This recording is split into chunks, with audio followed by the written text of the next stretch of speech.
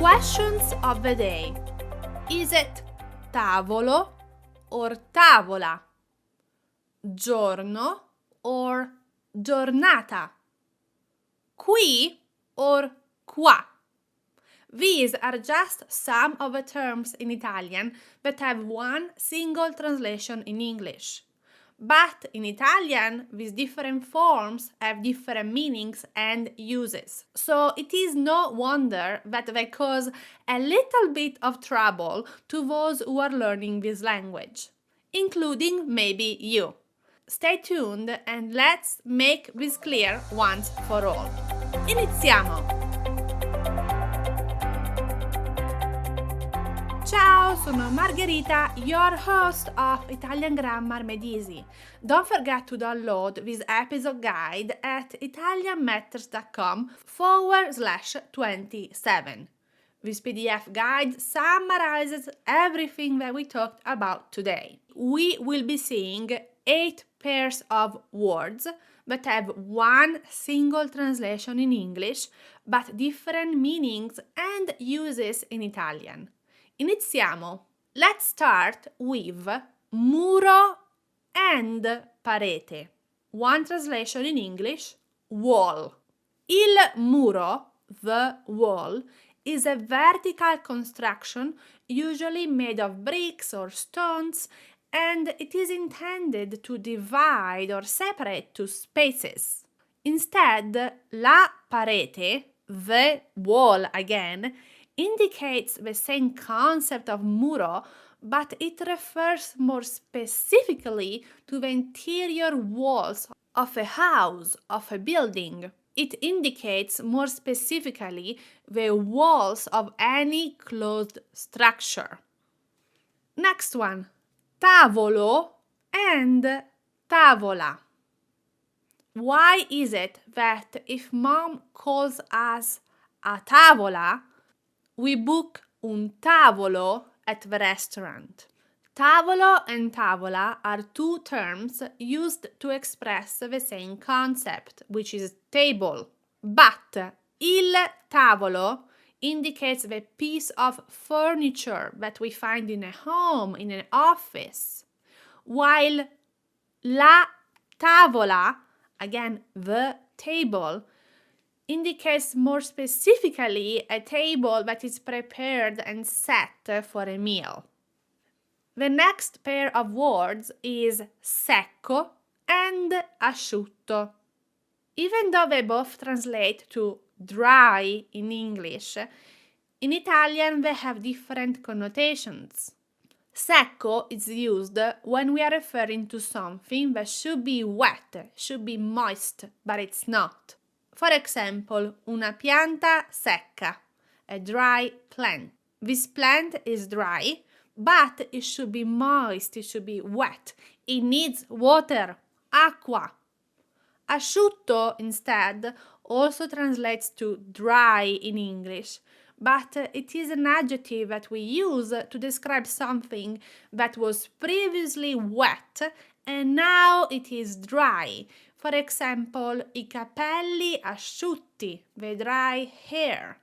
So it's not necessarily something that should be wet. Rather, it's something that was wet and now it's dry. Mattino and mattina. They both translate to morning in English, and they have a very similar meaning in Italian. The word la mattina is used more frequently in everyday speech, especially to refer to dates and routines. For example, ogni mattina mi alzo presto. Every morning I get up early. Mattino, on the other hand, is used more frequently in idiomatic phrases. For example, di buon mattino, meaning early in the morning, or il turno del mattino, the morning shift. So these are phrases that are idiomatic and use the word mattino.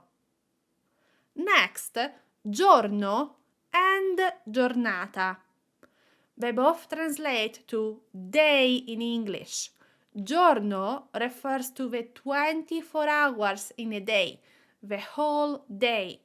For example, il giorno del mio compleanno farò una festa. The day of my birthday, I will have a party. Giornata, instead, indicates a period of time that corresponds to when the sun shows up in the sky, so from sunrise to sunset. The next pair of words will likely be very useful because you probably use them with your family, friends, and partner. What is the difference between ti amo and ti voglio bene? In English, they both translate to I love you. In Italian, instead, we use ti amo with our partner. We use ti voglio bene, literally I want good for you, with our family and our friends. Numero 7. Number 7. Qui and qua. In English, they both translate to here. But what is the difference between these two words? The difference exists in terms of precision and approximation. If it is a precise location, I am sure it's right here, I'm going to use qui. Instead, if it is an approximate location, over here somewhere, I'm not 100% sure, I'm going to use qua. The last pair of words is faccia and viso. They both translate into English as face. Il viso is a bit more formal than faccia, and it's mostly used to indicate the features of a part of the body, our face, and the emotions that appear on our viso. Instead, la faccia is a more common version in spoken language. It's more informal, and it can also be used to indicate the face, the front of objects. For example, la faccia del dado, the face of the dice. Benissimo, quindi queste sono 8 coppie di parole che hanno una sola traduzione in inglese, ma diversi significati in italiano. So let's do a recap. There are many words in Italian with only one translation in English, and they have some differences in Italian. We have seen the difference between il muro and la parete, il tavolo and la tavola, secco and asciutto, il mattino and la mattina, il giorno and la giornata, ti amo and ti voglio bene, qui and qua, and finally il viso and la faccia. Grazie mille di essere stata qui con me oggi. Don't forget to download the PDF guide summarizing everything that we talked about today at italianmethods.com/27. Ciao e ci sentiamo giovedì prossimo. Ciao ciao!